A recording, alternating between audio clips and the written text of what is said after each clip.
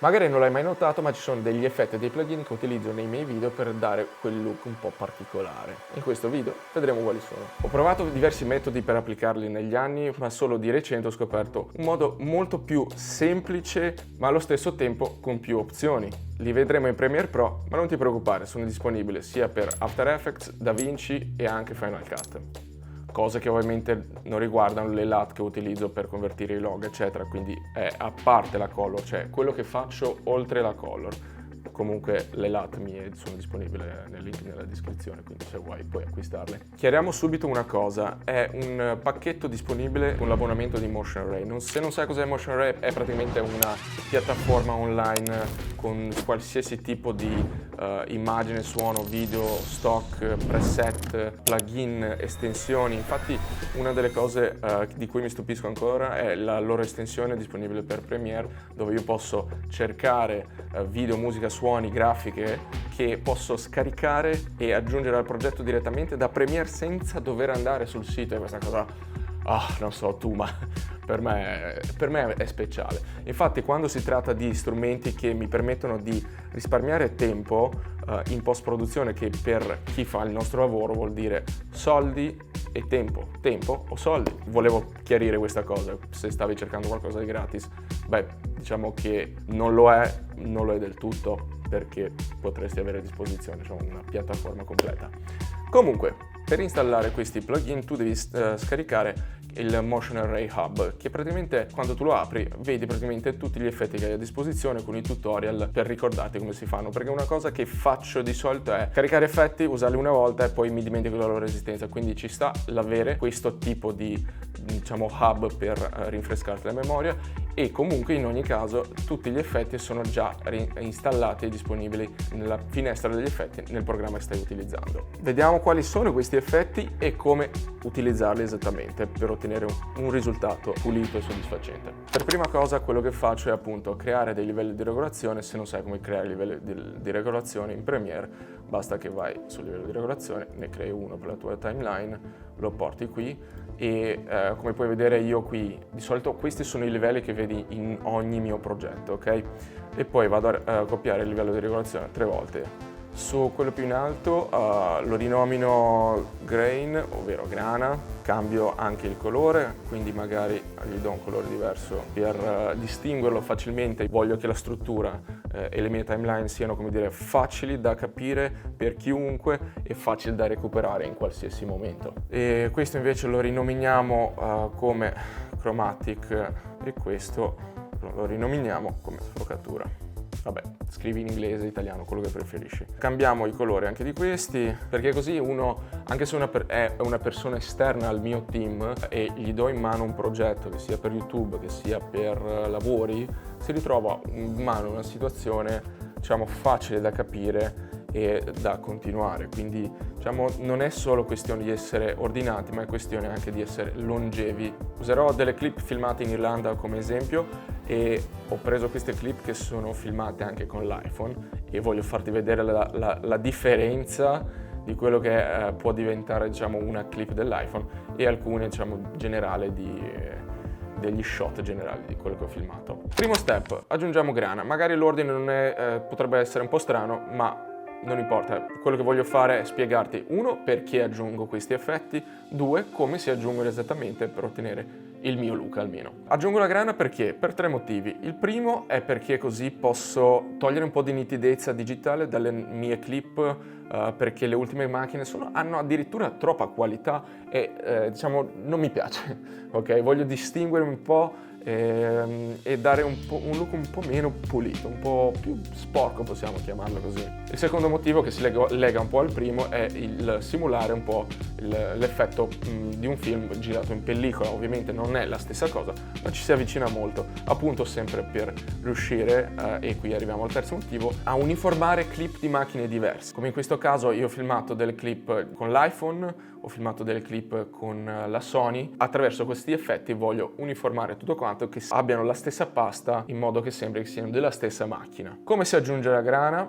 Vediamolo subito. Quindi, come dicevo, l'effetto ce l'abbiamo già in Premiere o in quello che utilizzi. Lo prendiamo, lo aggiungiamo al nostro livello di regolazione e qui puoi notare che su controllo effetti hai a disposizione diversi preset che puoi applicare e vedere subito, forse si nota di più qui, ok? Quindi qui hai appunto i vari preset.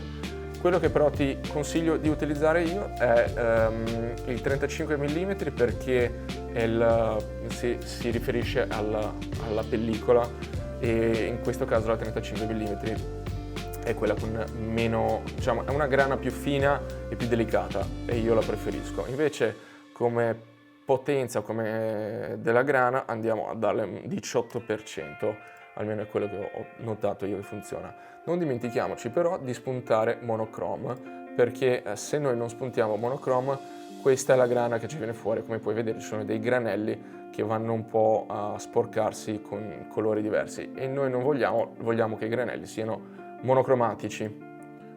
Quindi torniamo al 18%. E sì, in realtà basta, nel senso che questa è la mia grana, non voglio esagerare nell'aggiungerla, poi se vedo che sul look generale delle clip la percepisco troppo poco, ne metto dell'altro oppure ne tolgo, però questo dipende anche un po' dalle clip e dall'effetto finale che voglio. Quindi non avere paura nell'aggiustare, anche se io ho usato queste impostazioni. Passiamo al secondo punto, ovvero le aberrazioni cromatiche. Perché aggiungere aberrazione cromatiche o perché lo aggiungo io? Ci sono lenti, soprattutto quelle vintage, che hanno magari quel carattere. Adesso abbiamo lenti che sono troppo perfette, hanno un look troppo pulito, troppo perfetto, e tu dirai, e quindi il problema dove sta? È un problema perché tutto risulta super mega uguale, tutto risulta super mega pulito, e questa cosa a quanto pare, a me non piace e so che a molti altri non piace, perché cerchiamo l'unicità in un certo senso. Per raggiungere aberrazioni cromatiche, non mi ricordo come si chiamano su Premiere, perciò apro il mio hub, ok, Chromatic Aberration, eccolo qui, Chromatic Aberration. Prendo e trascino Chromatic Aberration sul mio livello di regolazione. Ora il preset, come puoi notare, è un po' aggressivo, perché se noi zoomiamo dentro un po' puoi notare sui bordi qui che effettivamente è un po' pesantino. Ne vogliamo un po' meno, ecco. Una cosa che ti consiglio appunto quando aggiungi aberrazioni cromatiche, non sempre potrebbe andare bene per tutte le clip, ad esempio questa lo notiamo molto, ma magari andiamo su altre clip dove si nota un po' meno. Vedi che qui comunque si nota pochetto il fatto di avere o meno aberrazioni cromatiche. Quindi quello che faremo noi adesso è andare a ritoccare un attimo per riuscire a farla arrivare a quel sweet point dove si nota ma non si nota. Come prima, qui abbiamo dei preset e alcuni preset sono decisamente un po' troppo spinti. Quello che farò adesso è lasciare la distanza, diciamo così com'è, perché con la distanza appunto aumenta la distanza dell'aberrazione cromatica da quelli che sono i nostri punti di interesse. Così com'era a 3 andava più che bene. Qui invece la potenza andrò ad abbassarla, facciamo 0,60. Puoi notare appunto che dall'1% al 60% è molto più delicato. Abbiamo questa funzione, ovvero Use Lens, che praticamente cosa succede? Se noi lo attiviamo abbiamo questa specie di lente, possiamo applicare in diversi punti e fa una specie di maschera dove al centro non abbiamo nessuna aberrazione e ai lati appunto puoi notare che qui, se io vado ad aumentare, abbiamo l'aberrazione, quindi puoi tenere il centro pulito o il punto dove vuoi tu pulito e spostarti con questa funzione per ottenere il look solo ai lati, eccetera. Quello che ti consiglio io è di usare l'angolo di 90 gradi, quindi esagero un po' questa perché così lo vediamo applicato, sai che dopo torneremo al 3. Quindi se io vado a mettere 180 si sposteranno praticamente i livelli, andranno sopra e sotto al nostro, diciamo, punto di interesse. Invece noi vogliamo, vabbè, c'è 19, ne vogliamo 90 perché voglio che sia, come dire, si dividano verso i lati. Possiamo scegliere il canale, possiamo fare red and green, green and blue, quello che secondo me funziona meglio, red and blue. Ok, invece su threshold, non riesco mai a pronunciare questa cosa, in ogni caso immaginati come se, cioè l'effetto rimane lo stesso, quindi le impostazioni che abbiamo applicato qui, però quello che faremo adesso tramite threshold è praticamente dirgli quanto deve agire esattamente quali sono i bordi insomma che il programma riesce a distinguere nell'immagine e come si deve comportare. Quello che faremo noi appunto andare più o meno a metà, su un 50%, e aumentare diciamo, la sfumatura di questi bordi. Così abbiamo una aberrazione cromatica abbastanza leggerina, infatti se io vado ad attivare e disattivare lo puoi notare, ma non così tanto. Ovviamente su alcune scene lo noterai sicuramente di più di altre. Se lo vuoi di più puoi applicarne di più. Io invece preferisco stare molto molto delicato, e tu mi dirai, ma potrebbe essere così delicato che non lo noti, che se lo guardi su una TV grande lo noti, credimi, e quindi non voglio spingermi oltre, ma è questo che voglio anche diciamo, da questo effetto io personalmente. L'ultimo effetto è la sfocatura. Ora, una cosa che faccio io solitamente è aggiungere sfocatura direzionale in Premiere sopra e sotto, perché è una cosa che puoi vedere in tanti film eccetera, ma con la sfocatura che abbiamo qui in Motion Ray, che sarebbe lo zoom blur, è una cosa che a me piace molto di più come effetto finale. Per quello ora andiamo a cercare blur e andiamo a prenderci zoom blur qui e lo applichiamo al nostro livello di regolazione. Ora, come sempre, qui appunto hai diversi setup più o meno esagerati. È un effetto che secondo me vende moltissimo se vuoi fare hyperlapse, se vuoi fare degli zoom eccetera, ma è un effetto fighissimo secondo me anche da utilizzare semplicemente sovrapponendolo, come sto facendo io, a tutte le clip per fare cosa?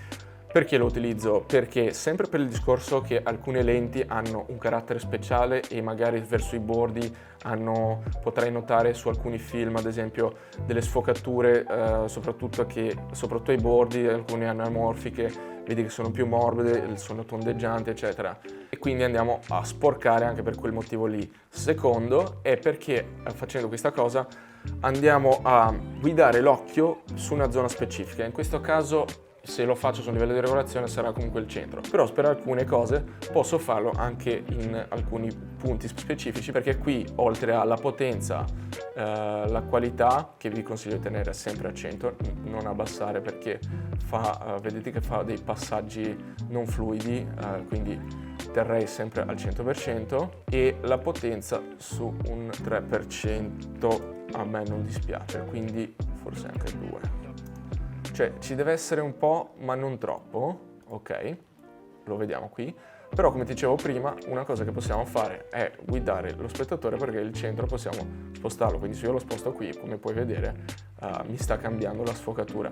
Ed è un modo veramente molto molto facile per applicare una sfocatura a una clip. Aggiungendo tutti questi effetti ovviamente potresti riscontrare dei rallentamenti sul tuo PC, però, c'è un però, aggiungendoli in questo modo penso sia tra i modi più leggeri che io abbia trovato in assoluto, perché tutte le soluzioni precedenti, ti posso assicurare, con The Answer o altri effetti eccetera, voleva dire letteralmente far esplodere i computer. Invece questi, posso dire, sono veloci e facili da utilizzare, quindi in tutti i casi grana, sfocatura e RGB servono appunto per riuscire a uniformare clip diverse, per poter, diciamo, venderla meglio allo spettatore senza che si accorga che c'è una differenza tra un iPhone, una macchina, una GoPro eccetera. Quindi quando abbiamo macchine miste da utilizzare, oltre alla color, anche questa è una cosa che possiamo fare per uniformarle.